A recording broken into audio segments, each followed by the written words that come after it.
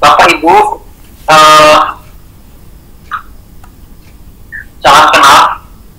Ya, Pak. Salam kenal juga, Pak. Ya, nama saya Roma Irama. Wih, keren, Pak. Banyak tuh lagunya, Pak. Saya Ani, Pak. Saya Ani Eriani. Ya, selamat ya, Bapak Ibu sudah terpilih sebagai peserta PPJ online ya. Ya, amin, Pak. Alhamdulillah. Di satu sisi bagus, tapi di sisi lain juga mungkin ada kelemahan-kelemahannya ya. Bapak Ibu jadi nggak tahu Jakarta, kan tetap di kampung, di desa. Bisa aja, Pak. Yang kedua, Bapak Ibu tidak bisa lari dari penderitaan.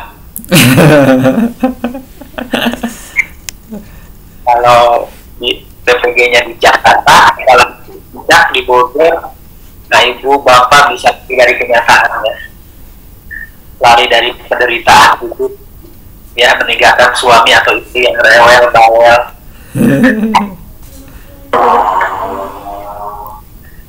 Oke, jadi selamat dan bagus bisa membaca biodata saya. Singkat, itu biodatanya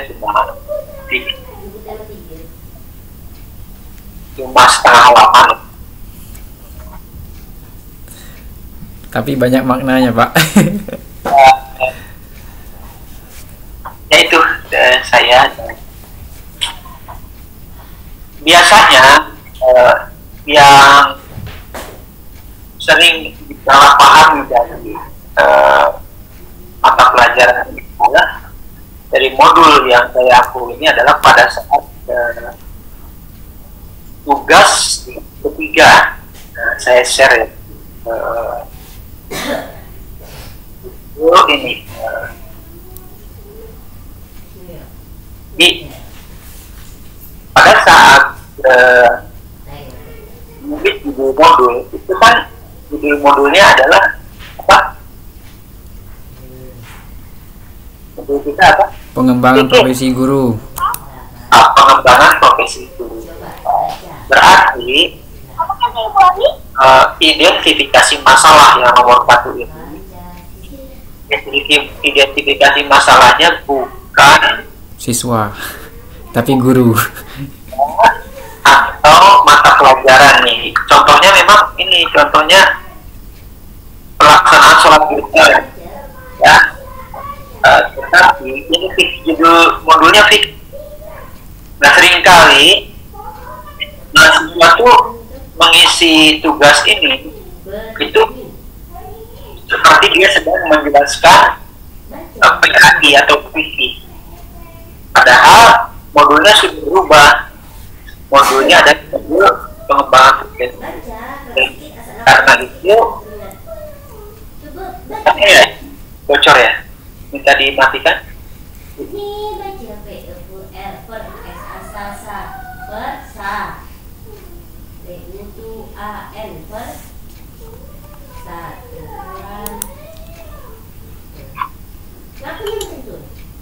Jadi pada saat mengisi identifikasi masalah itu bisa diambil dari KB 1, 2, 3 atau 4 di modul kita. Misalnya tentang PTK, tentang pengembangan kompetensi berkelanjutan, profesionalisme, dan seterusnya. Penyebab masalahnya apa, kemudian solusinya apa. Ini yang sering disalahpahami oleh peserta PPG. Jadi tidak lagi mengacu pada contoh yang ada di sini, karena ini PAI dan fikih modulnya.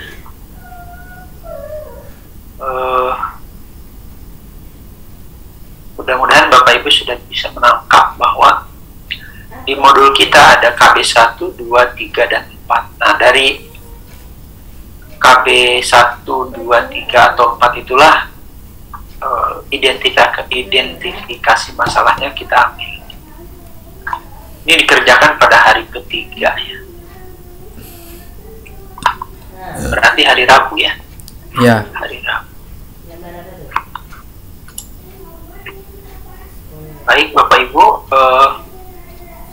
Keadilan sosial. silakan mau tanya materi, kan Bapak Ibu sudah Kalau itu mengerjakan KB 1, KB 2 ya. Ya. Ada malah yang udah ngerjain KB 3 belum? Sudah sih, tapi belum dikirim, Pak. Baru berguyur nyelesainya. Saya kira itu terlalu semangat ya Bapak Ibu. Oh. Belum dikirim, cuman baru mulai dikerjakan aja. Ada ayat atau hadis itu yang mengatakan Tuhan itu tidak suka sama orang yang tergesa-gesa. Hari ini KB 1, KB 2 ya, besok baru KB 3 dan 4. Jadi mahasiswa yang sudah mengerjakan KB 4 itu insya Allah dia akan Dinilai pahalanya lebih. dia akan balik. Kepala banteng nomor apa ya? Ya, dia akan lulus ya Iya. Amin. dari ujian hidup. Amin. Silakan Bapak Ibu sharing aja, kita sharing pengalaman Bapak Ibu membaca KB 1, KB 2, KB 3, KB 4. siapa yang rajin sholat dan Saya suka Bangka Belitung. Saya tuh suka ketuker ya antara Belitung, antara Bangka. Sepertinya dua-duanya saya pernah. Kalau Andrea Hirata tuh apa, Belitung? Belitung. Belitung, Pak. Malah itu Belitung Timurnya, Pak. sila yang Kalau Bapak Ibu tidak. Caranya? Kalau Bapak Ibu di mana? Ada yang di Bangka, ada yang di Belitung. Oh, ada dua-duanya. Ada dua-duanya, tapi lebih banyak di Bangka. Oke. ini nggak tahu kan PPG ini harus dijalani dengan penuh prevensi kegembiraan, ya. Karena hati yang gembira, hati yang gembira akan melahirkan kekuatan, semangat, ya. Mudah-mudahan tidak ada yang sedang hamil, mana pasangan-pasangan coba ya. Mudah-mudahan tidak ada yang hamil, bikin supaya Ya. apa ya? Saya punya bayi, ya, anak kecil ada, Pak. Ya, saya rawat deh, boleh hamil juga.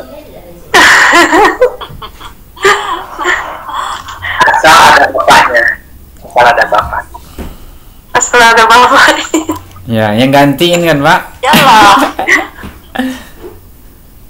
Silakan Bapak Ibu tentang membaca data saya seperti apa komentarnya. Tadi ada yang saya pemimpin redaksi Suara Guru ya. ini apa nih Ya, Pak. Pas ngelihat biodatanya, pemimpin redaksinya sampai sekarang malah, Pak ya. Ya, 2024 sampai 2020. Kebetulan saya kemarin pernah ikut lomba menulis sama Om Jai, Pak. Oke, Om Jaya ya. Tahun 2020 kemarin.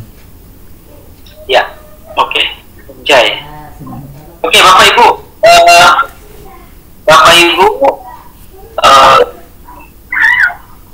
di HP, Bapak Ibu kayaknya HP, kemudian googling nama saya ya, nama saya ditulis di chat itu. Nah, coba di Bapak Ibu di search atau di laptop Jejen Muswa. Woi, salaman sama Pak Jokowi.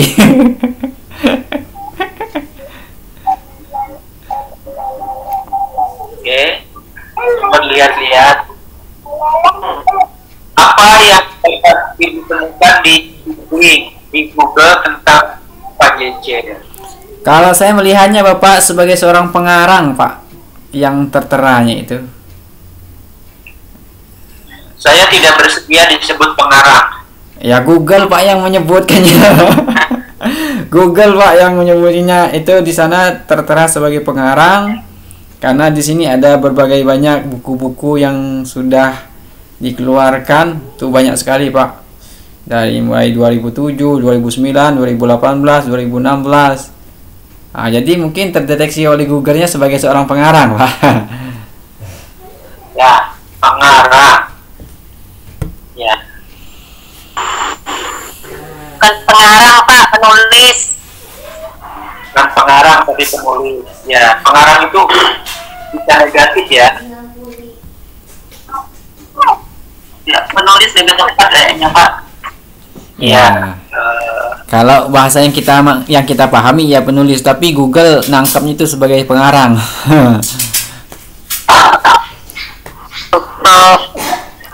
Mudah. Itu sudah banyak sekali yang ditulis oleh Bapak tuh, mulai dari manajemen pendidikan, analis kebijakan pendidikan, manajemen pendidikan, doa ajaran sahabat, banyak tuh kayaknya, doa ajaran ilahi. Bolehlah berbagi ilmu Pak. Iya, makanya saya diam, nggak baik gunanya. Saya jawab. Kalau nggak ada pertanyaan, mau mati dengan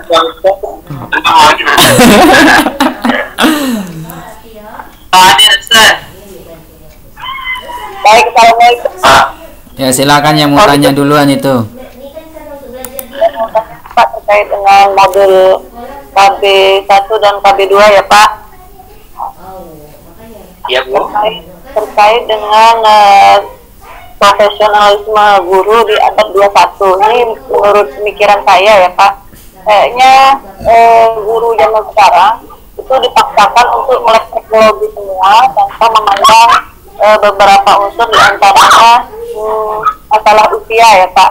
Kadang kalau saya pikir keterpaksaan itu juga memaksa guru yang sudah maksudnya masuk kategori, maaf ya, masuk kategori yang sudah lawas gitu, kalau boleh saya pakai kata istilah lawas, untuk melek teknologi meskipun tertatih-tatih gitu ya Pak.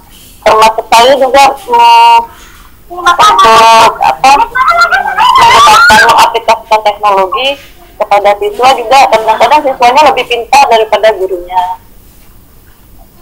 Gurunya harus, mungkin saya juga terbuka untuk belajar tentang teknologi, penggunaan teknologi kepada siswa-siswa saya.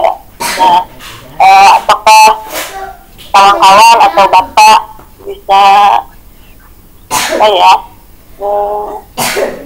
statement saya ini apakah bisa didengarkan keterpaksaan itu meskipun akhirnya berujung positif juga buat guru-guru yang lansia gitu, agar melek teknologi gitu Pak. Ya. Makasih Ibu Dewi. Riani Pak. Iya sengaja Bu. Oh iya. Ani Pak saya. Makasih ya Ibu Eriani. Jadi sebenarnya terpaksa di sini mungkin positif ya, maksudnya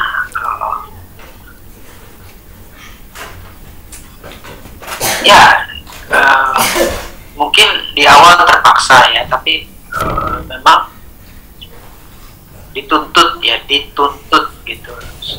Profesi kita berprofesi sebagai guru, kita masih ingat ya, terpaksa belajar sepeda, terpaksa belajar motor, terpaksa belajar mobil atau seterusnya ya, terpaksa. Mungkin Ibu Eriana juga terpaksa menikah juga dengan bapaknya yang sekarang. Ya tapi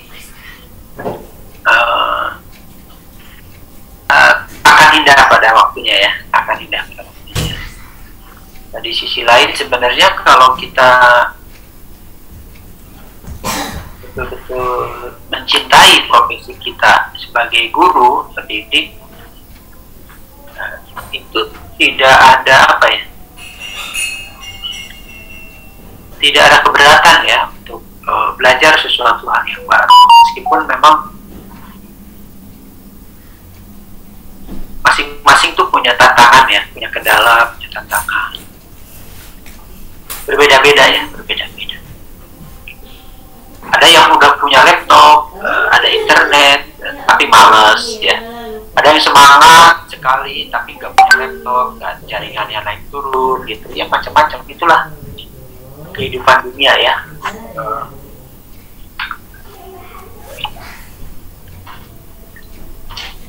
Setahu saya, tuntutan melek digital itu juga masih dalam tahap wajar ya, dalam pengertian mungkin paling tidak kita bisa mengoperasikan laptop ya, komputer, bisa mencari referensi ya, sumber-sumber di internet,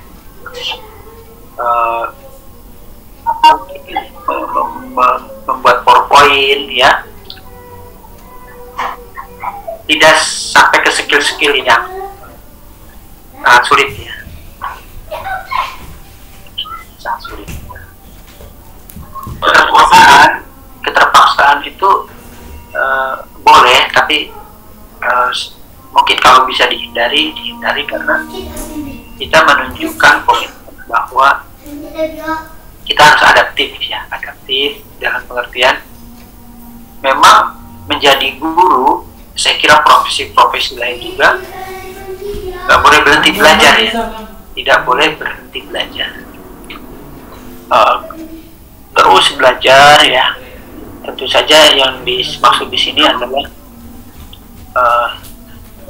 bukan hanya membaca buku ya, tetapi juga belajar dari pengalaman kita di kelas, ya, pengalaman kita di sekolah. Mungkin ada yang jadi kepala sekolah, ada yang wakil, ada yang ketua panitia apa, ada yang jadi RT RW, ada yang sambil jualan apa tadi ya. Kita belajar untuk memperkaya wawasan, meningkatkan keterampilan ya, mengubah sikap menjadi guru yang profesional. Itu saya kira Ibu, memang guru yang bagus tuh guru yang mau belajar ya, mau belajar. Bolehlah ada keterpaksaan, ada apa, tapi memang agar kita menjadi teladan di hadapan murid-murid kita ya, kita harus menunjukkan profil ya, profil yang keren ya. Saya nggak tahu ya, Bapak Ibu pas baca biodata saya, wah ini keren apa gimana ya? Keren banget. Bukan keren aja, keren banget. Sangat keren Pak. Usia muda. Yang saya harapin terkabul ya, saya pengen komentar semacam itu. Kalau enggak kita tutup aja. Iya.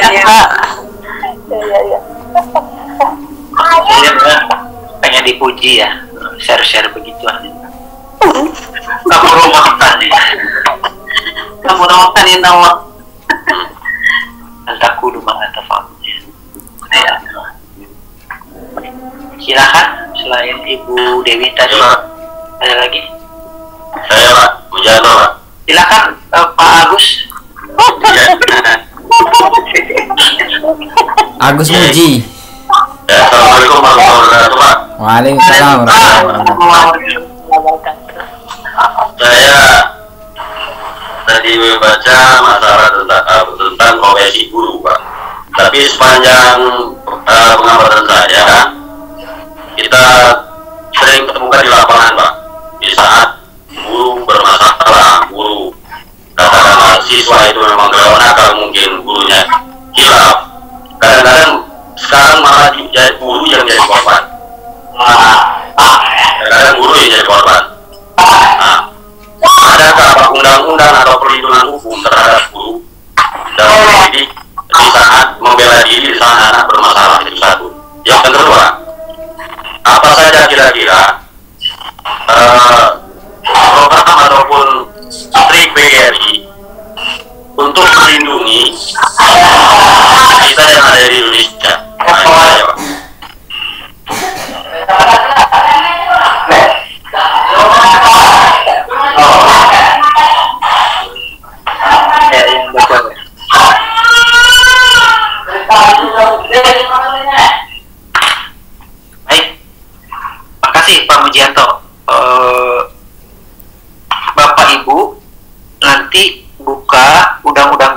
dosen. Satu, undang-undang guru dan dosen. Yang kedua, nanti buka Sisdiknas, tidak harus sekarang. Dua undang-undang itu ya, undang-undang Sisdiknas, undang-undang guru dan dosen.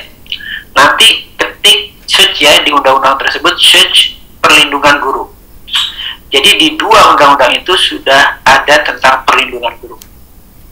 Yang kedua, PGRI malam ini jam 7.30 kami akan rapat tentang tentang PGN. RUU, bukan Pak? oh ya Bu Hadayani jangan so tahu ya.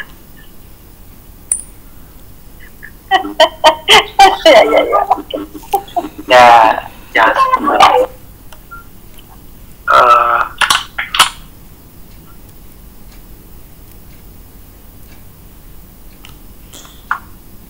Ganteng Pak ya kalau buka kacamatanya.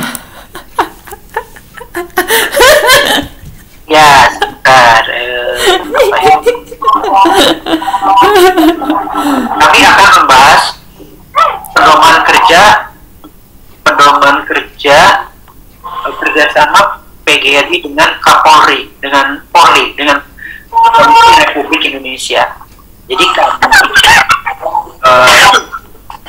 kerjasama dengan Polri untuk kesepahaman tentang perlindungan guru. Jadi tidak boleh dalam kasus yang diceritakan Pak Muji itu guru langsung dibawa ke Polres atau ke kepolisian atau kejaksaan. Dia akan disidang oleh itu. Makanya saya mohon maaf Pak Surya, teman-teman, saya majukan karena saya juga akan lulus 30 menit. Iya Pak. Jadi kebetulan Pak kalau macam itu memang kami harus titip namanya. Titip amanah, mohon diperjuangkan karena kalau kita ngajar di daerah ya malu Pak, kadang-kadang ketemu lah ya macam-macam. Ya. Saya membandingkan antara perlindungan guru sama yang namanya kesehatan itu sangat jauh. Kalau kesehatan cepat Pak persatuannya, tapi kalau kita guru kadang-kadang lambat. Bahkan ada yang terjadi Sumatera kemarin sampai diadukan sampai ke polsek. Nah ini yang sangat mengerikan bagi kami yang merupakan ujung tombak pendidikan ini Pak. Ya, Baik, itu saja Pak. Baik, terima kasih Pak Mujanto. Memang harus diakui jika ada kasus-kasus tentang Mohon Bapak Ibu di-mute-kan yang belum berbicara biar kita dengar Bapaknya. ya, jadi dalam hal ada tindakan guru dalam pelaksanaan tugas itu memang menurut kesimpulan kami justru yang melaporkan itu biasanya orang tua yang aparat, mohon maaf ya, quote and quote, justru itu dari aparat, itu problematiknya. Seharusnya mereka orang yang memahami tentang profesi guru. Makanya kami memerlukan kerjasama dengan Polri ini agar profesi guru itu sama seperti profesi yang lain, katakanlah wartawan. Yang menyidang itu adalah Dewan Kehormatan Guru, jadi kode etik, bukan langsung dibawa ke polisi atau ke kejaksaan. Oke, itu Pak Agus, makasih.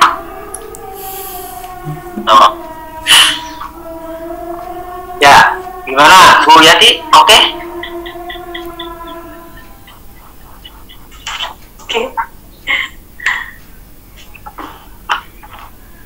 Yati ini senyumnya udah makan pecel lele ini. Udah makan Pak nasi, Sidik, Pak. Pak Sidik, silakan Pak Sidik meninggalkan tempat.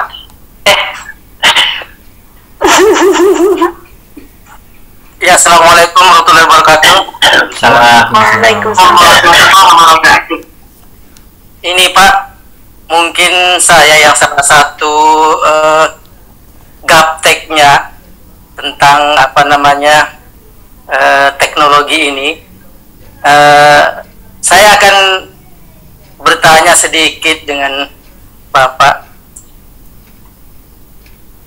mengenai seabrek-abrek yang tuntutan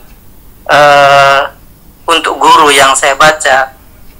Sementara memang mungkin saya salah satu yang faktor U, jadi mungkin ada yang dibaca beberapa jam lupa, diajarin sama anak juga ya, mungkin diajarin tentang ini kemudian lupa. Mungkin saya menginginkan bagaimana caranya kiat-kiat agar melek untuk mendapatkan ilmu tentang teknologi ini dari Bapak. Mungkin hanya itu. Assalamualaikum warahmatullahi wabarakatuh. Waalaikumsalam warahmatullahi wabarakatuh. Ya, makasih Pak Sidik. Usia berapa Pak Sidik? Kayaknya masih 17 tahun. Usia sudah kepala 5, Pak. Kepala 5. Oh, ya. Oke, sebenarnya tindakan pikiran kita itu dipengaruhi oleh dua hal, oleh internal, oleh eksternal ya. Jadi kita tuh ada fisik ya, kita tuh fisiknya ada fisik, ada usia ya, ada usia mempengaruhi fisik, fisik mempengaruhi yang non fisik ya. Bagaimana kita bertindak, berucap, bergerak itu dipengaruhi oleh sesuatu yang non fisik, cara berpikir, mindset ya, oleh mindset kita itu. Nah, karena itu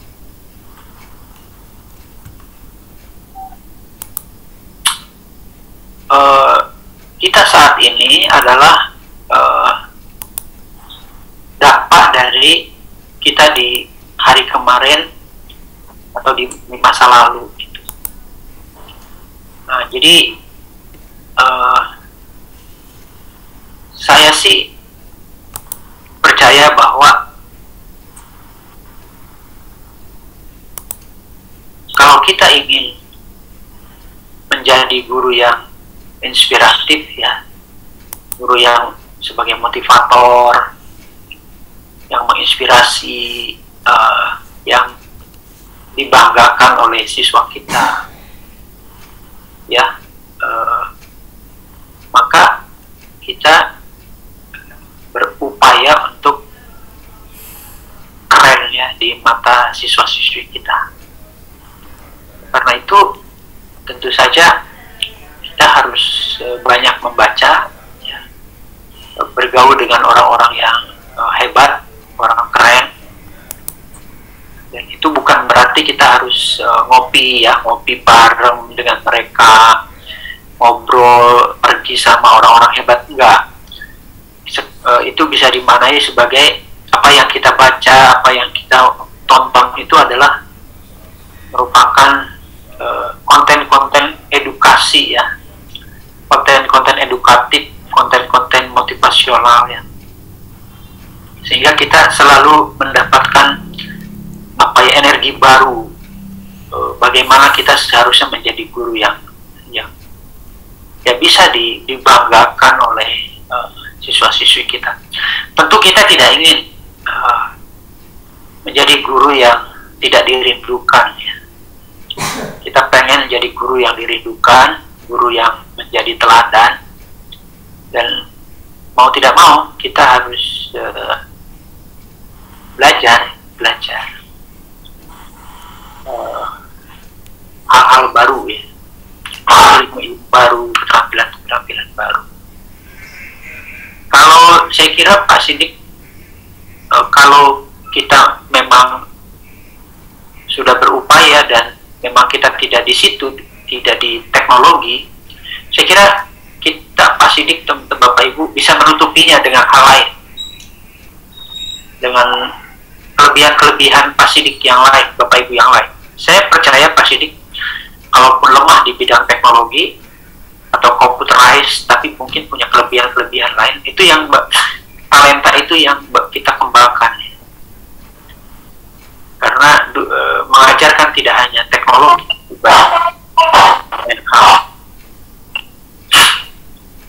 kemampuan bercerita, ya, storytelling, kemampuan berkomunikasi, hafalan, disiplinan, ya whatever ya, apapun yang bisa menjadi kebanggaan siswa kita. Sekali lagi, poinnya adalah kita tidak bisa menguasai semua hal, tapi yang penting prosesnya. Kita mau belajar bahwa pada akhirnya kita tidak bisa mencapai itu, ya nggak apa-apa. Kita kembangkan talenta-talenta lain yang kita miliki, sehingga siswa-siswi kita tuh senang gitu kalau ketemu kita di kelas, bangga nyeritain bahwa guru saya tuh pasti hebat, ya. Namanya kelapa sawitnya banyak banget, atau punya kapal berapa gitu kan, sehari hasil berapa ton gitu. Itu juga ya, Kak Sidik mudah-mudahan menjawab. Selanjutnya Pak Suryan. Ya, selamat malam Pak. Assalamualaikum. Terima kasih Pak atas waktunya. Pertama yang ingin saya tanyakan keterkaitan masalah profesi guru, Pak. Terus terang, kalau bagi saya, nggak tahu kalau yang lain, saya percaya sendiri, masalah administrasi itu adalah hal yang paling menyebalkan bagi saya, Pak. Kadang-kadang kita sebagai seorang guru, tuntutan antara profesi sebagai seorang pendidik dan tuntutan guru untuk memenuhi administrasi itu kadang-kadang malah terkalahkan tuntutan kita sebagai guru yang menjadi seorang pendidiknya. Kadang-kadang waktu kita untuk mendidik malah hanya waktu-waktu sisa gara-gara untuk memenuhi administrasi yang dibutuhkan atau yang diminta. Coba yang pertama. Yang kedua, saya terima kasih sekali kepada Bapak tadi menjelaskan tentang masing-masing kita memiliki keahlian dan kelebihan masing-masing.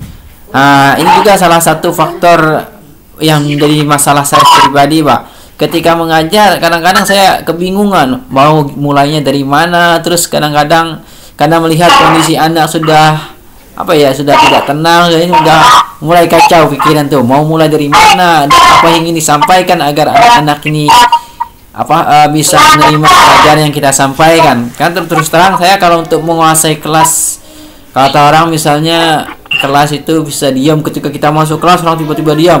Saya nggak bisa. Bahkan siswa itu dari awal saya masuk sampai pulang kadang-kadang nggak diam-diam. Makanya untuk hal-hal kayak gini gimana Pak? Kira-kira ada solusinya dari Bapak? Terima kasih Pak. Ya, waktu terhodong.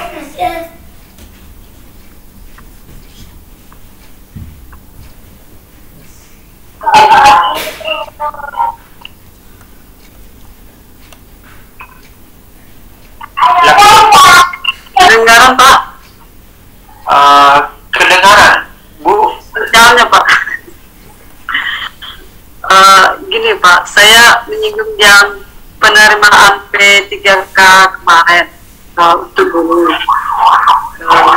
Kebetulan di sekolah kami Pak, misalnya gelombang 1 dan 2, backgroundnya kan misal guru umum itu biologi, terus SK penerimaannya itu di PKWU ngajar. Nah, gelombang yang ketiga ini ada lagi rencananya backgroundnya bukan dari PAI, itu itu bisa selesai. Jadi gimana menurut Bapak? Makasih Pak.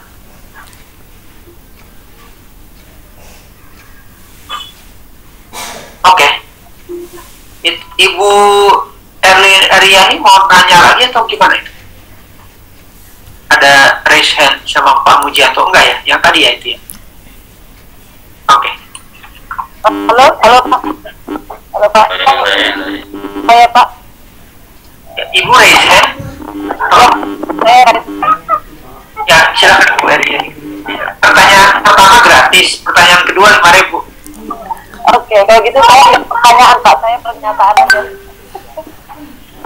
Berarti Pak, perkataan pertama.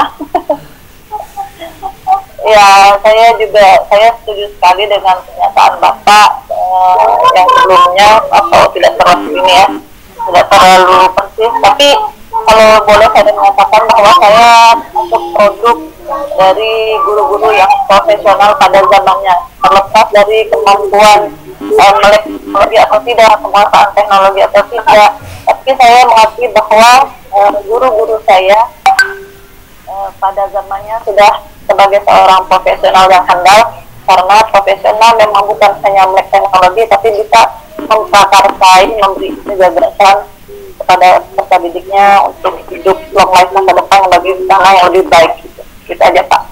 Terima kasih. Oh ya, oke, betul pernyataan.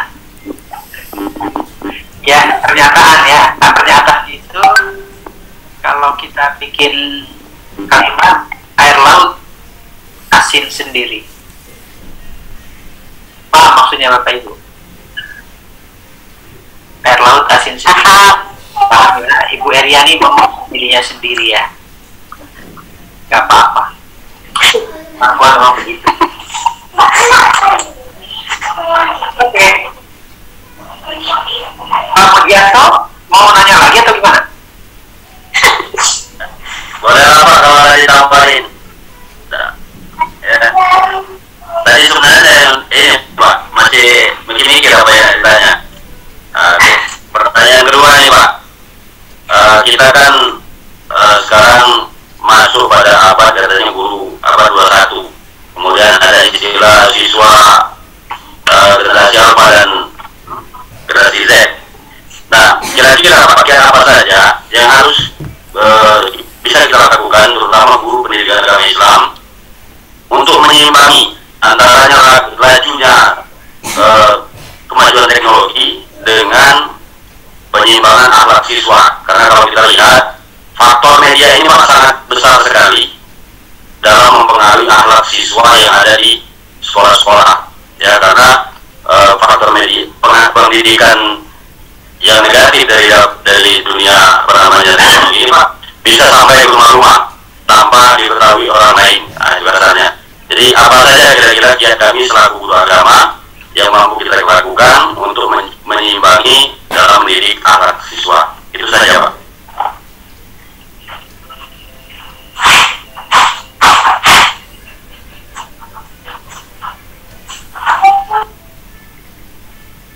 Baik, makasih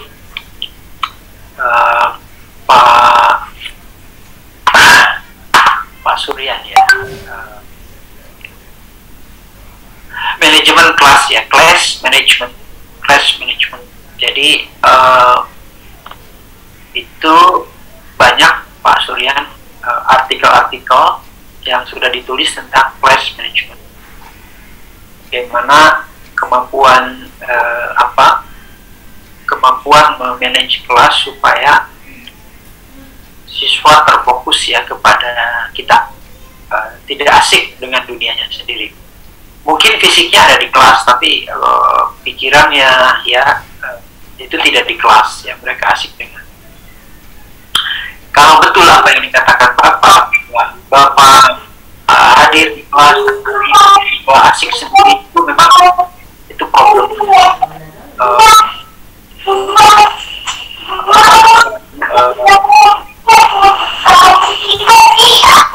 Kawan-kawan yang lain tolong dimatikan itunya. Siswanya yang masuk dalam kategori apa ya, tidak normal ya, abnormal gitu, dari sisi sikap. Itu nanti ada kaitannya dengan tadi akhlak ya. Akhlak. Memang kita harus punya keterampilan pedagogik ya. Kompetensi pertama yang harus dimiliki oleh guru, oleh kita adalah pedagogik, kemampuan manage kelas ya, kelas management. Banyak nanti teknik-teknik yang bisa Bapak gunakan, diantaranya adalah menanyakan kepada siswa ya, random sampling, disebut nama siswanya untuk menjelaskan apa pelajaran yang kemarin atau minggu lalu. Dan tentu saja kita mengenal ya ice breaking yang melibatkan seluruh siswa gitu. Jadi tidak langsung masuk ke pelajaran kita. Jadi kita juga bisa bersepakat ya dengan siswa di awal sekolah atau di pertemuan pertama ya, kita bikin kesepakatan bagaimana pembelajaran ini seharusnya berlangsung. Dan tentu saja di dalam konteks pendisiplinan itu kita boleh melakukan punishment, reward and punishment. Ya, reward and punishment bisa dipakai untuk pendisiplinan ya. Yang nurut dikasih hadiah, yang tidak disiplin itu kita kasih hukuman. Tentu saja hukuman yang tidak melukai ya. Tapi tujuannya adalah disiplin. Ibu siapa? Ibu Eriani tadi bilang guru-guru Ibu Eriani adalah profesional di masanya. Kita jadi ingat kan kalau dulu tuh jewer apa dipukul apa ya, itu cara untuk pendisiplinan. Tapi dulu nggak ada orang tuanya yang laporin guru. Nah, masalahnya sekarang jangan coba-coba kita begitu ya teman-teman, nanti kita dilaporkan ya, bahaya itu. Nah gitu ya. Halo Dede, ini si cantik nih muncul. Nah itu dia generasi penerus Bangka Belitung, calon bupati di masanya. Amin. Akan datang. Bu siapa? Ibu, aduh siapa ya? Yang PAI, non PAI bisa ke PAI. Terus terang saya tidak punya kapasitas menjawab itu, tetapi mungkin dari Bapak Ibu ada yang bisa menjelaskan, boleh, terkait benarkah untuk P3K itu dari non PAI bisa ke PAI. Saya tidak punya kapasitas menjawab itu. Ibu Rodoh ya, Ibu Rodoh. Kemudian ya saya kira betul ya Bu Eriani, saya kira pendekatan sekarang ya, kita guru itu pendekatannya beda dengan di masa lalu. Meskipun di beberapa wilayah saya mendengar justru guru yang tidak membawa pentungan ke kelas itu orang tuanya nggak terima. Kenapa anak saya tidak dipukul? Kenapa anak saya tidak dimarahi gitu? Ada di satu wilayah di Kalimantan itu justru orang tuanya itu pengen anaknya dipukul, dimarahi. Sekarang di sana kalau tidak pakai kekerasan itu tidak bisa disiplin siswa. Nah, saya tidak tahu di Bangka Belitung itu sama Pak, tidak bisa lagi seperti itu ya. Kita harus pendekatannya itu pendekatan punishment yang tidak fisik gitu ya. Kemudian ya betul, jadi Pak Mujianto, Bapak Ibu, saya sepakat bahwa memang menjadi guru sekarang itu boleh kita katakan bukan lebih sulit ya, bukan lebih sulit, tapi tantangannya lebih berat gitu. Karena generasi kita yang kita ajar saat ini adalah apa yang disebut dengan tidak hanya generasi Z atau Alpha, tapi juga generasi TikTok, ya, generasi Instagram, di mana ada yang menyebut konten atau isinya itu adalah sampah. Kenapa bisa dikatakan demikian? Karena dia tidak tereditorial. Tidak tereditorial itu artinya tidak terseleksi, ya, konten-kontennya. Konten media sosial itu tidak terseleksi dan sulit, ya, mengawasinya. Maka sekolah harus berisi tidak hanya tatap muka di kelas, tapi juga ekstrakurikuler yang bisa menjadi alternatif, ya, narasi alternatif bagi pembentukan akhlak siswa. Kita tidak bisa menghilangkan atau melarang. Bapak Ibu punya pengalaman mungkin melarang siswa, melarang anak pakai handphone, ya. Wah, terjadi ini, ya, huru-hara, ya, di rumah. Tidak mudah. Tapi kalau bisa, ya keren juga, ya, keren juga. Meskipun kita harus catat bahwa sebenarnya handphone juga banyak ada sisi positif, ya, ada sisi positif, ada sisi edukasinya. Bapak Ibu bisa bayangkan bagaimana kalau belajar sekarang itu nggak pakai internet, ya. Wah, itu lambat, ya, lambat. Kita sepakat untuk pengetahuan dan keterampilan itu lebih canggih Google dan YouTube, ya, daripada kita, ya. Mereka tahu, ya, apa aja tahu, karena mereka punya big data, ya, big data, ya, data yang sangat besar, menyimpan, ya, tidak hanya naratif tapi juga gambar, video, dokumen-dokumennya.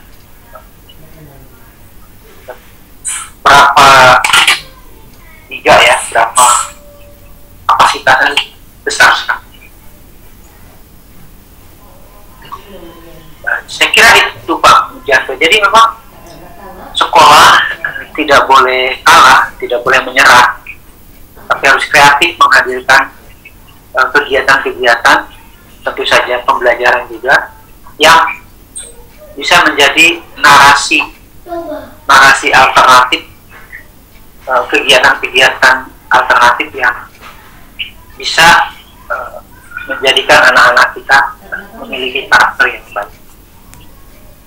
Selanjutnya dipersilakan kepada Ibu Dr. Handayani.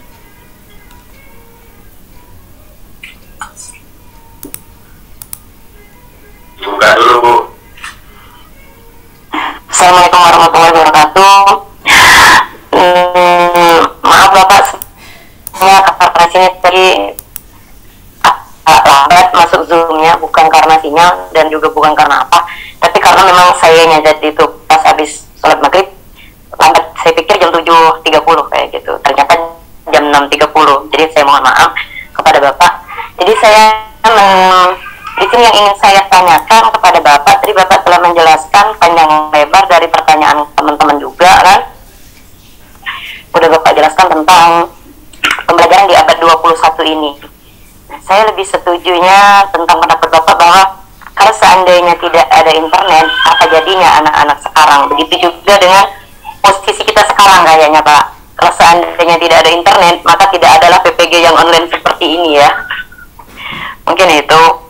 Tapi di sini saya ingin tanyakan sama Bapak, bisa nggak Bapak kasih kami trik, khususnya saya sendiri, ya gitu, gimana cara kita bisa melihat anak ataupun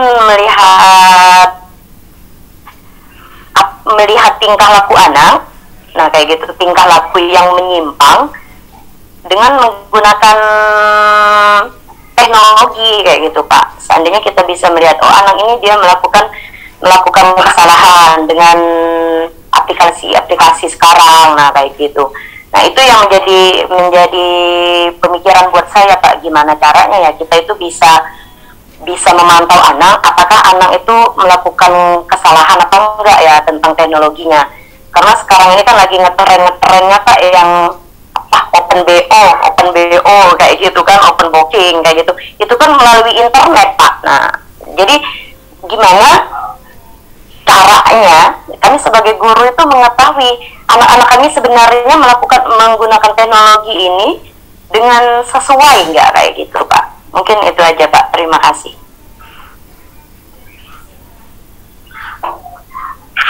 Ya, ada lagi? Udah Pak.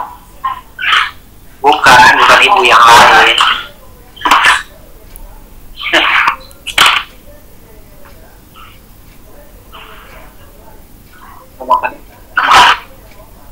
Oh, iya, enggak ada ya. Oke, Bu Handayani. Ada Bapak Ibu yang punya pengalaman? Ibu Handayani mau jadi malaikat Jibril apa sih yang mengawasi ke kanan kiri? Bukan nakir ya? Rokit Atid. Malaikat apa itu Bu Anissa yang mengawasi manusia setiap saat? Ada Rokib Atid itu yang mencatat amal kita Pak. Rokib Atid yang mencatat apa yang kita lakukan, baik yang benar maupun yang salah Pak. Iya.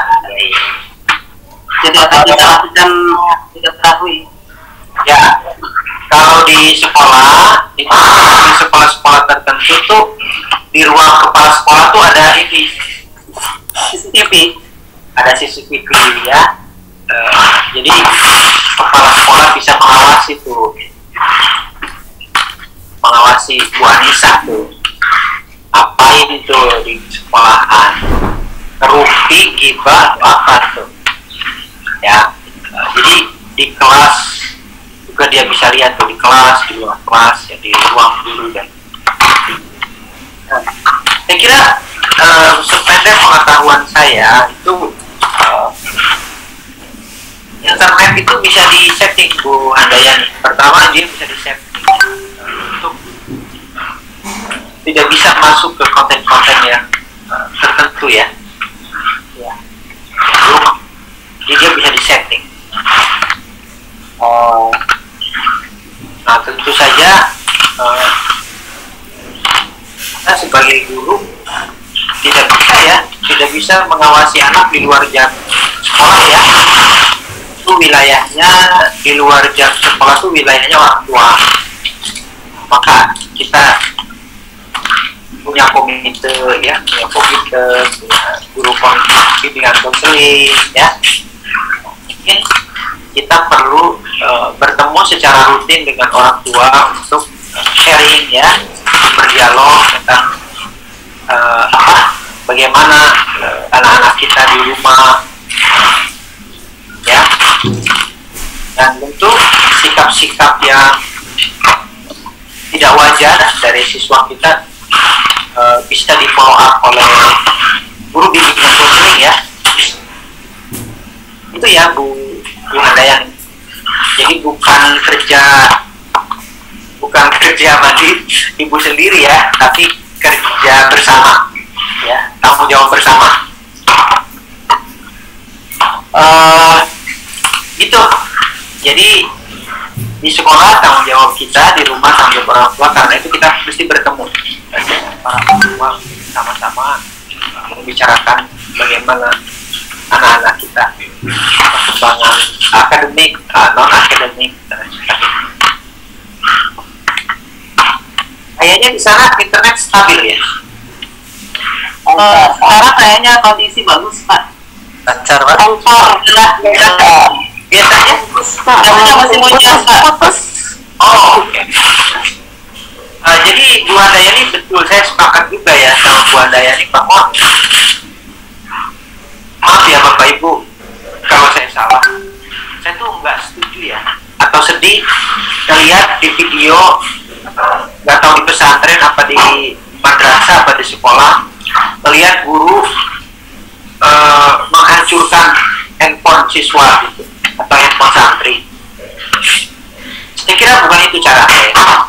bukan itu cara untuk membatasi atau melarang handphone. Saya kira ada cara-cara lain yang lebih bijak. Ya, saya mohon maaf kalau salahnya. Tapi saya sepertinya nggak setuju ya. Mahal loh HP itu. Jangan-jangan ya kredit ya atau apa kan. Karena itu tadi kita tuh menghadapi era sekarang tuh bukan nggak bisa menghindar gitu, tapi bagaimana kita mengelola itu semua agar bermanfaat. Karena kita bisa begini ya, karena teknologi, karena internet. Ya, saya di Jakarta, bapak ibu di sana, jauh banget berapa kilo tuh kalau jalan kaki. Ya nggak? Iya, tapi karena internet ya, teknologi, ya bapak ibu bisa PPG, tapi juga bisa sambil ngajar. Ya, saya juga sama ya, bisa ngajar ya, menahan lapar.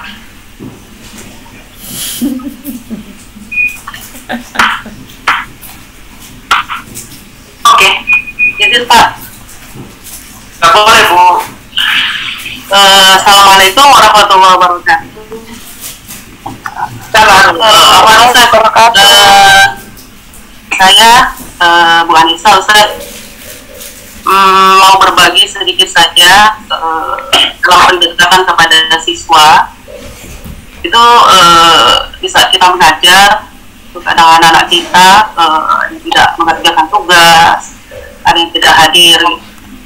Nah, kami melakukan hal gitu, salah satunya ke teknologi juga, biar mereka menggunakannya di rumah gitu, tidak untuk TikTok dan lain sebagainya.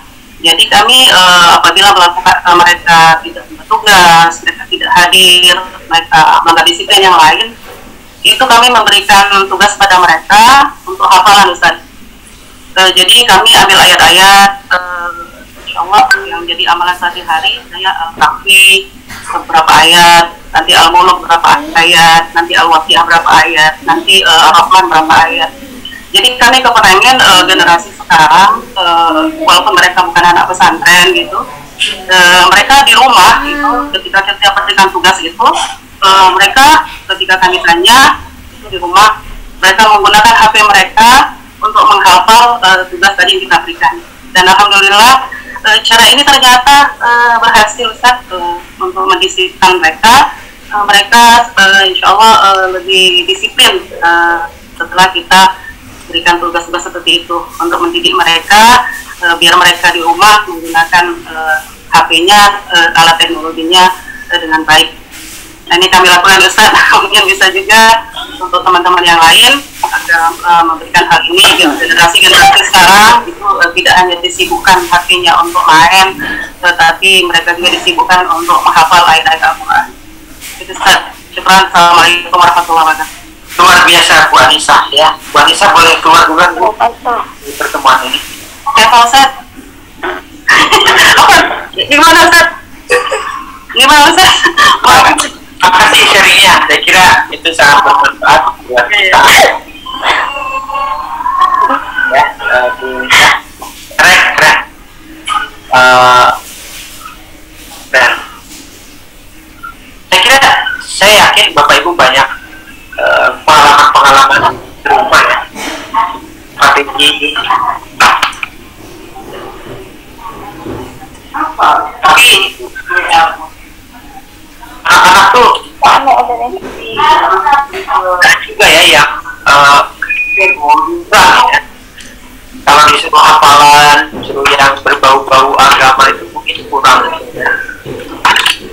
ya, mungkin perlu kebiasaannya. Tapi alangkah baiknya kalau misalnya ini terus kita lakukan, insya Allah kan mereka yang tadinya agak kurang gitu, lama-lama insya Allah mereka lebih bisa untuk menghafal Al-Quran.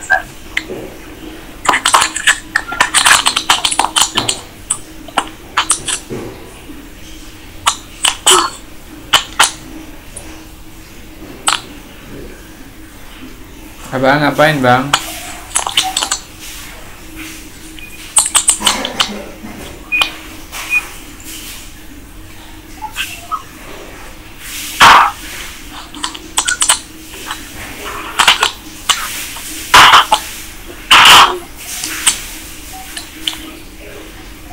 Bapak Ibu, di data saya K1 19 orang, K2 20 orang, KB ini gimana ya?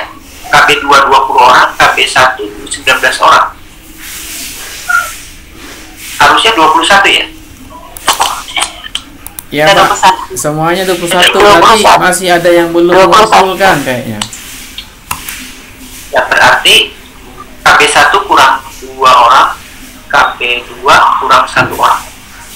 Iya.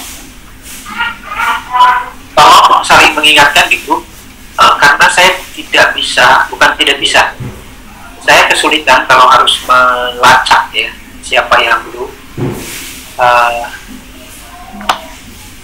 Jadi tolong diingatkan gitu.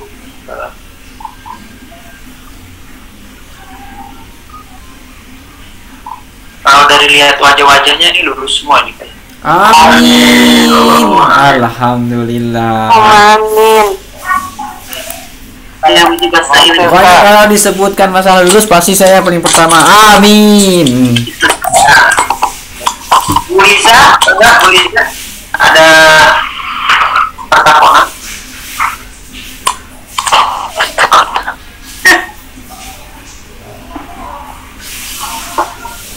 Bismillahirrahmanirrahim. Assalamualaikum warahmatullahi wabarakatuh. Assalamualaikum warahmatullahi wabarakatuh. Seperti yang ditanyakan oleh Pak Suryan tadi, kami ini kesulitan untuk masalah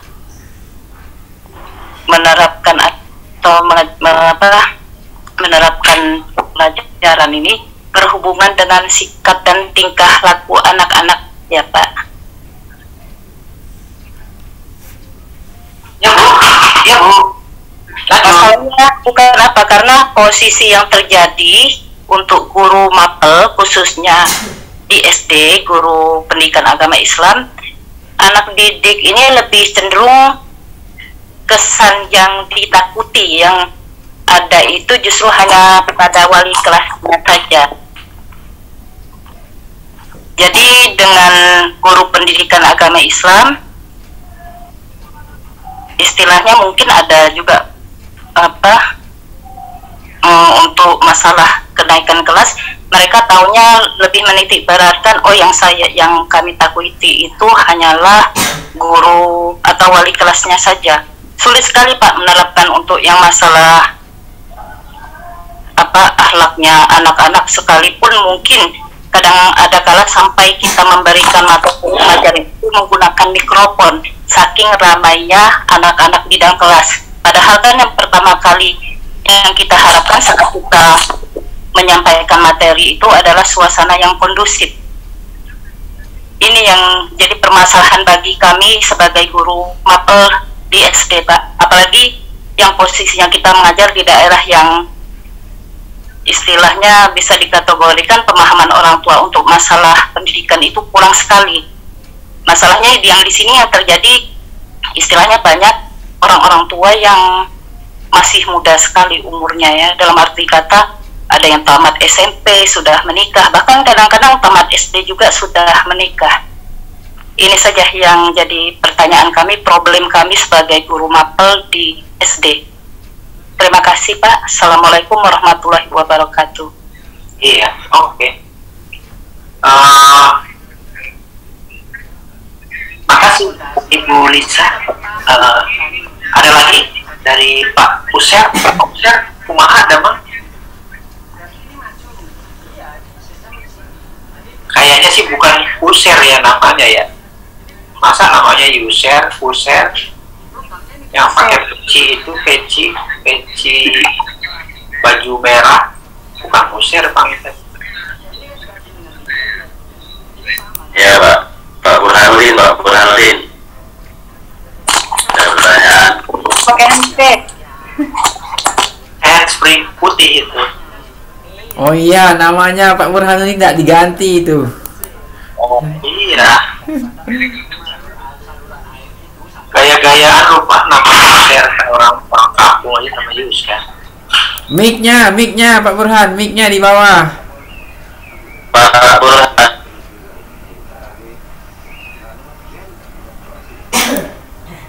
Ya. Oke. Burhan. Halo. Oke. Halo ya. Lanjut. Oke, Pak Burhan. Assalamualaikum warahmatullahi wabarakatuh. Waalaikumsalam. Pak Burhan, apa kabar?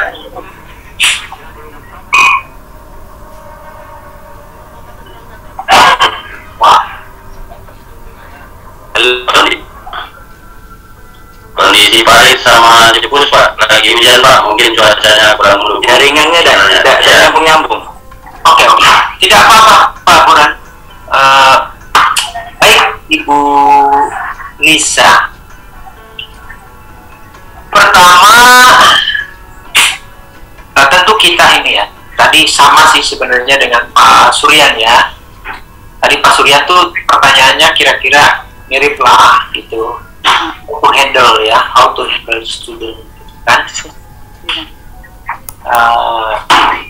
Ada dua kemungkinan sih ya.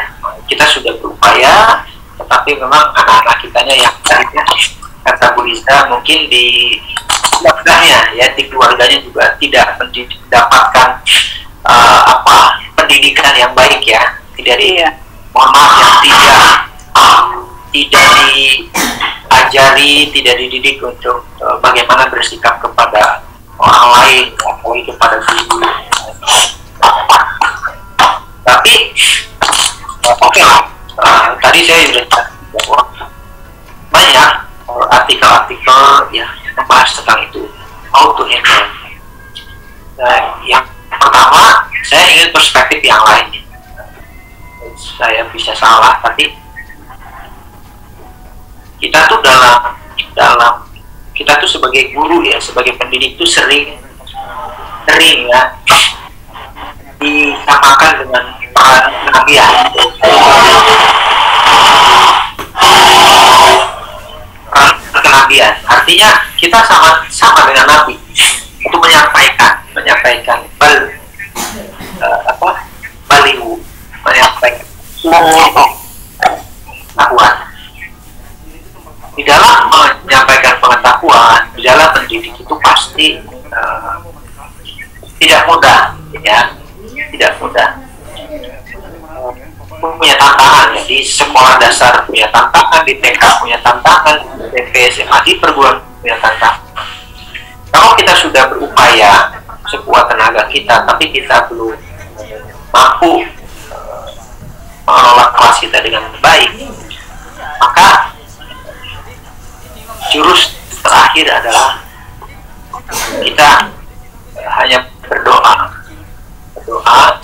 seraya bersabar ya, karena tugas penyampaian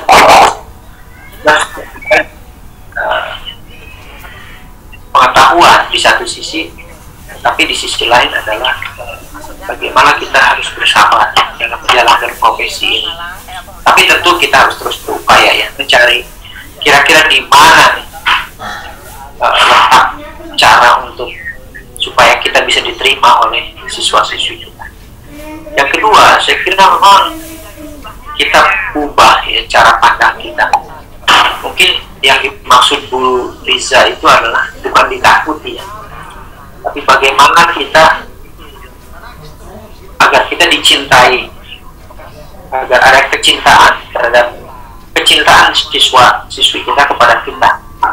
Kalau udah cinta, udah suka, udah senang, mereka akan bisa menerima kita. Apa yang kita akan sampaikan itu akan diterima. Tentu tidak mudah. Apa yang menyebabkan mereka suka kepada kita, senang kepada kita, itu Ibu Liza sendiri yang lebih tahu ya kondisi di sana.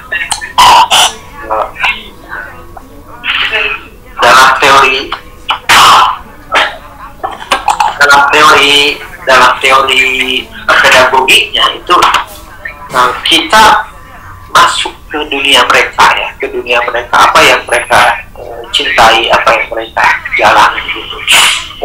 Kita sering menyebutnya dengan kontekstual, satu pembelajaran yang sesuai dengan konteks siswa-siswi. Saya nggak tahu Bapak Ibu ini siswa-siswinya anak laut apa anak hutan apa anak apa ya? Mereka tuh laut apa hutan apa apa ya? Mayoritas di desa banyak yang laut timah Pak. Dari timah Pak. Kalau hutan Pak, non-peki Pak. Masih penambang ayam sampai jauh dari kebun dekat, tapi dari pertambangan dulu sudah dekat. Oke. Kalau tempat saya malah kebalikannya, Pak. Kota belum sampai, kampung sudah lewat. Jadi susah. Ya. Saya mungkin salah ya Bu Riza, teman-teman Bapak Ibu. Tapi menurut teorinya kita masuk ke dunia mereka gitu, mengawali pembelajaran itu dengan apa sih kecintaan mereka tuh, apa yang mereka hadapi itu apa gitu, di lingkungan mereka. Boleh Bu Lisa, mangga. Posisinya seperti ini Pak, istilahnya yang terjadi di lapangan. Anak-anak ini kalau di luar dengan kita itu luar biasa dekatnya. Bahkan minta maaf, istilahnya bukan saya merasa disayangi oleh anak didik saya, dan saya ucapkan terima kasih. Sampai ulang tahun saja dirayakan sebelum waktunya, saking tahunya, karena takut acara ini kan nanti dikiranya mungkin tidak online. Cuma pas di lapangan waktu kita tengah mengajar, sampai ada istilahnya guru senior yang menyatakan pendapat, dalam arti kata memberi masukan ke kita, Bu Liza jangan terlalu memberi muka ke anak-anak, nanti pas di kelas justru kita tidak dihargai. Ini yang terjadi Pak. Kalau untuk di lapangan pas di luar kelas itu welcome, anak-anak ini malahan dekat dengan kita, sangat akrab sekali. Apalagi posisinya, minta maaf, kami tidak memiliki anak sama sekali dan memang tidak akan punya anak. Kami menganggap seperti anak kandung sendiri. Yang terjadi itu Pak, realnya di lapangan, istilahnya di luar jam pelajaran itu, anak-anak ini alhamdulillah bagus sekali untuk masalah akhlaknya. Tapi pas pembelajaran, aduh, angkat tangan kami. Sebagus apapun materi yang kita pakai, itu yang paling bagus itu materi ceramah, dan itu harus menggunakan mic. Kalau tidak menggunakan mic, suara kita justru tidak terdengar sama sekali. Makanya saya kalau seandainya masuk ke kelas, khususnya kelas 5 dan 6, padahal ini bisa dikategorikan 5 dan 6 ini istilahnya uswatun hasanah bagi adik-adik kelasnya. Dari 5 dan 6 saja sudah seperti itu istilahnya keadaan di dalam kelas, apalagi yang kelas bawahnya sudah terbentuk watak-watak seperti itu tadi ya. Kita tidak bisa menyalahkan sepenuhnya juga kanak-kanak, apa mungkin istilahnya mungkin ya tadi kembali lagi ke orang tua tadi, mungkin karena faktor usia orang tua yang menikah, dalam arti kata usia dini, akhirnya pendidikan anak itu kayaknya dibiarkan begitu saja. Jadi yang kita waktu mengajar di kelas ya harusnya istilahnya kondusif pelajarannya, justru yang terjadi anak-anak berlari kemana-mana. Ini yang menjadi faktor yang membingungkan sekali istilahnya untuk menerapkan atau menyampaikan materi di kelas tadi Pak. Iya. Bapak Ibu, ada yang mau bantu jawab? Ada punya pengalaman yang sama? Ini sekolah dasar ya, Bu Liza? Iya, sekolah dasar Pak. Silakan Bu Hartati, bisa bantu? Ini unik ya pengalamannya, di luar kelas akrab tapi di dalam kelas tidak gitu.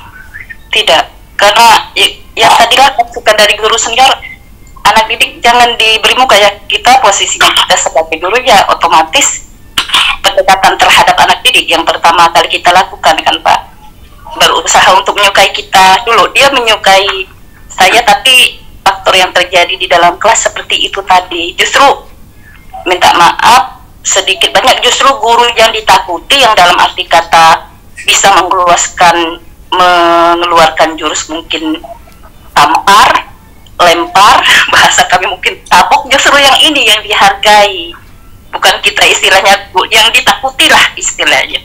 Apalagi yang posisi di SD kami ini kan justru yang guru ditakuti itu hanya guru yang bapak-bapak. Kalau yang ibu-ibu bisa dikatakan tidak ada sama sekali rasa takut itu. Jadi yang ditakuti justru itulah yang istilahnya waktu memberikan materi itu berjalannya secara kondusif. Ya. Silakan Bu Nisa. Oh ya, izin Pak menanggapi yang disampaikan Bu Liza.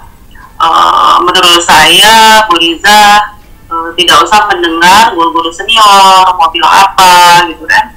Tapi yang pasti kita sebagai seorang pendidik itu kita kepada anak-anak, apalagi anak kecil, itu memang mereka perlu pendekatan. Jadi dengan kasih sayang kepada mereka, dengan kata-kata yang bijak, kata-kata yang lembut, dengan pujian-pujian. Mungkin kita sering-sering memberikan hadiah kepada mereka, walaupun sifatnya hanya makanan-makanan kecil. Nah, anak-anak seperti itu insya Allah dengan pendekatan-pendekatan, dengan kasih sayang yang kita berikan, itu insya Allah akan luluh mereka. Jadi menurut saya terus dilakukan pendekatan itu kepada mereka dengan cara yang lemah lembut, dengan kasih sayang, tanpa memperdulikan guru-guru senior yang mau bilang apa gitu kan. Salah satu keberhasilan dalam pendidikan itu adalah pendekatan guru dengan murid dengan guru. Insya Allah kalau itu kita lakukan terus mendekatkan, terus kita lakukan, insya Allah mereka juga akan suatu saat nanti berubah. Insya Allah. Itu kali Pak. Terima kasih. Ya. Terima kasih. Mungkin di sini Silakan Ibu Handayani. mungkin di sini saya ingin menanggapi tentang Ibu Liza tadi ya Pak ya. Mungkin di sini saya kurang setuju dengan bahasa yang guru itu lebih ditakuti. Kalau guru itu ditakuti oleh anak murid kayak gitu, ujung-ujungnya pembelajaran itu jadi kondusif. Nah itu saya tidak kurang setuju dengan tanda kutip, kurang setuju dengan itu karena bagi saya sosok guru itu bukan yang harus ditakutin oleh murid agar pembelajaran itu kondusif. Nah tetapi memang ada di sini kita harus melihat ataupun kita harus membuktikan kepada murid bahwa kita itu bisa profesional pas di kelas dan juga pas di luar kelas kayak gitu. Itu sekarang di tingkat SMA ya Pak ya. Tapi kalau untuk di tingkat SMP, SD mungkin saya juga kurang berpengalaman soalnya belum pernah menjadi seorang guru SD. Jadi mungkin agak-agak kerepotan juga kalau sama yang anak guru SD kan. Tapi kalau untuk guru tingkat SMA itu lebih biarpun dia akrab sama kita di luar, tapi kalau di kelasnya kita bisa tegas kayak gitu dengan mereka kayak gitu, pasti mereka juga akan mengikuti sama dengan di luar kayak gitu. Mungkin itu sih Pak.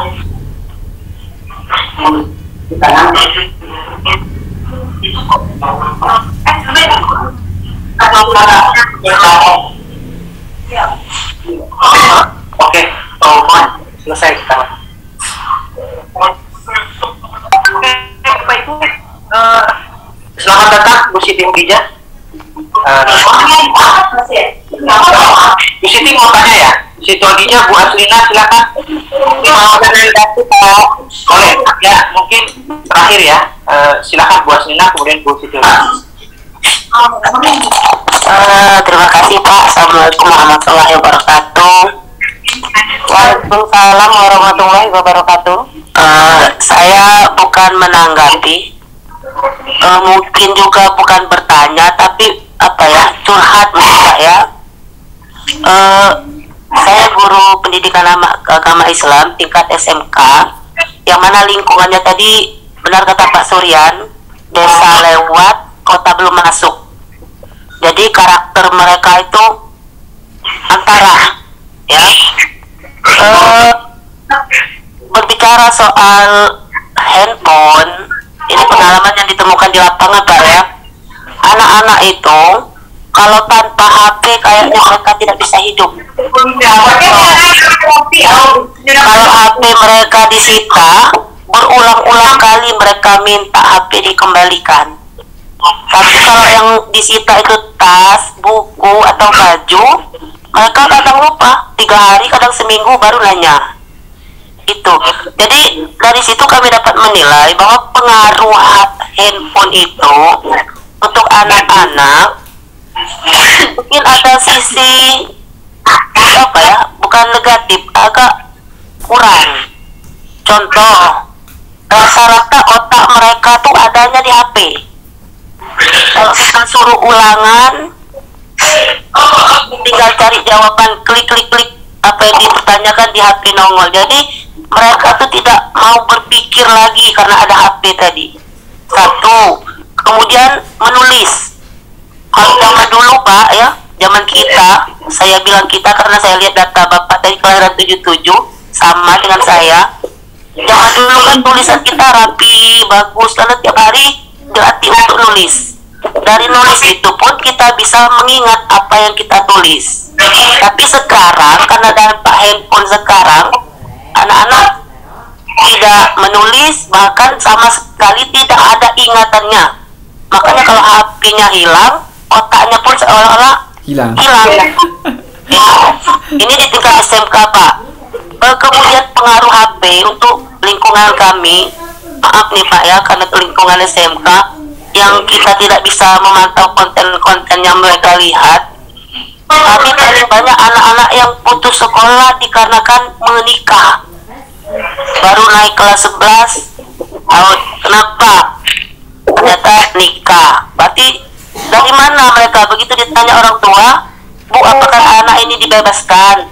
Orang tua jawab tidak. Mereka malah dikekang, dibatasi bergaul. Tapi kok bisa mereka sampai di situ? Ya, apa ya, curhat atau mungkin ada solusi ke depannya biar pelajaran buat kami. Itu saja yang dapat saya sampaikan Pak. Terima kasih. Terima kasih Ibunda Lina. Kemudian silakan Ibu Dokter bekerja.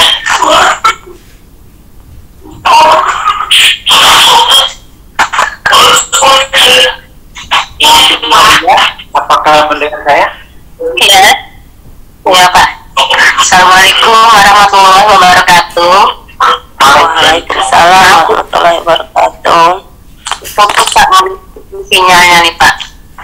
Jadi saya ingin menanggapi dari Ibu Nurliza tadi Pak ya.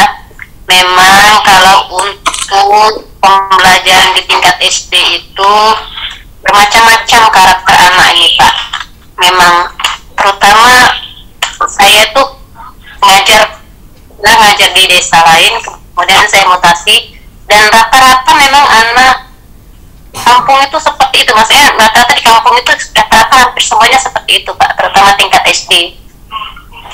Jadi kalau saya menyikapinya itu dengan cara, jadi kalau berbagi pengalaman saja sih, siapa tahu kan bisa dipakai.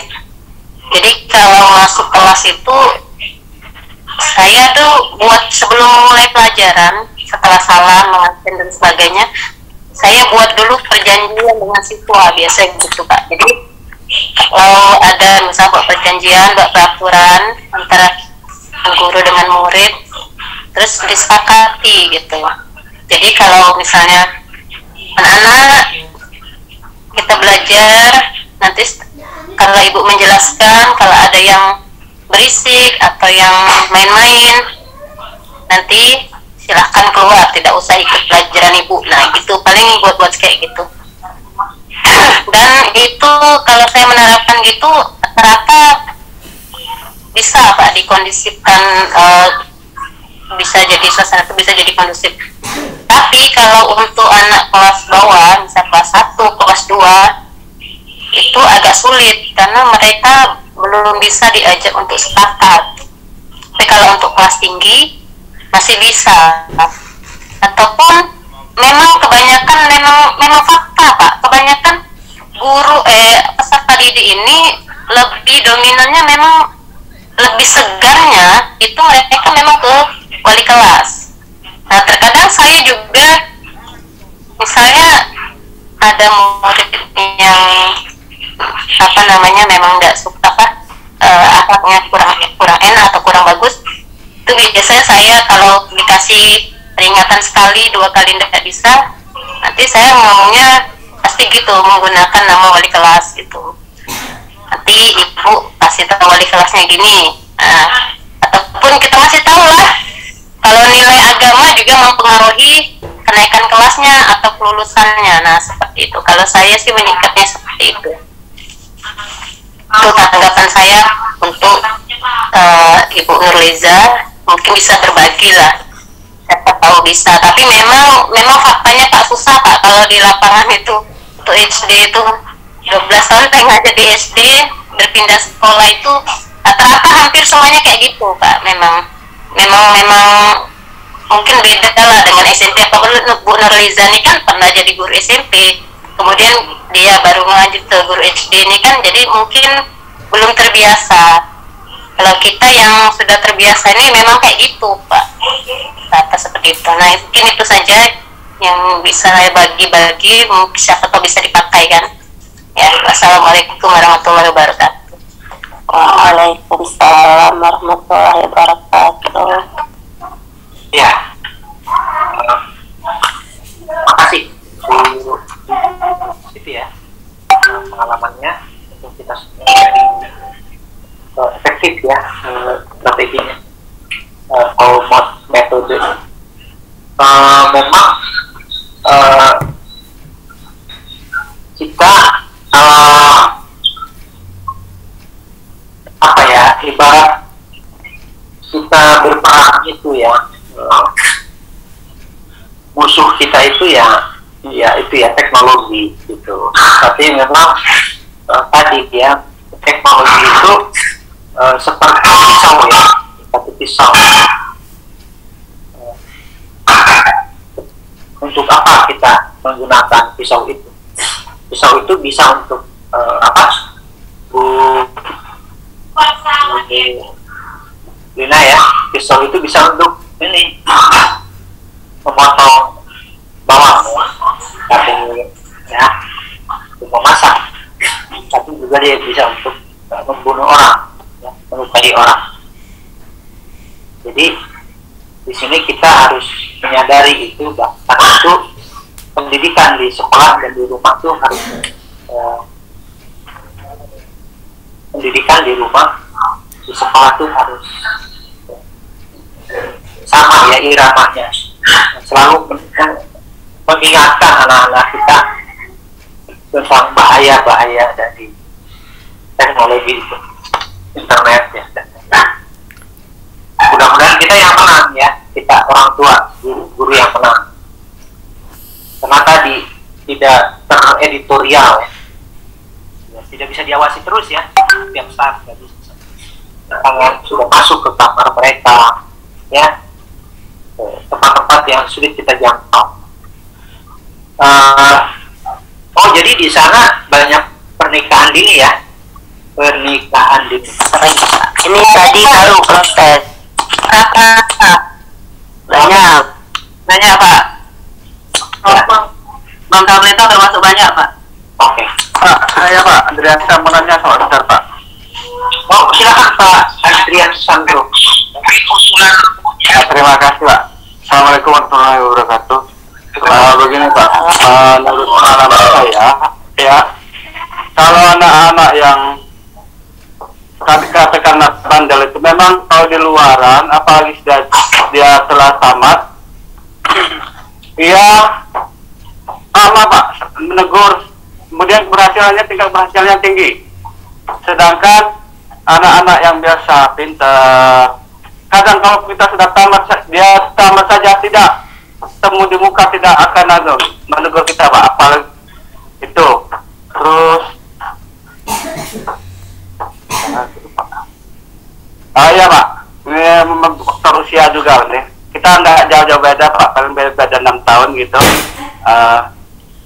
Kalau saya nih, ya, untuk sekarang nih lambat nangkap, susah Itu cepat rupanya Pak. Itu saja Pak. Assalamualaikum warahmatullahi wabarakatuh. Waalaikumsalam. Ya, waalaikumsalam.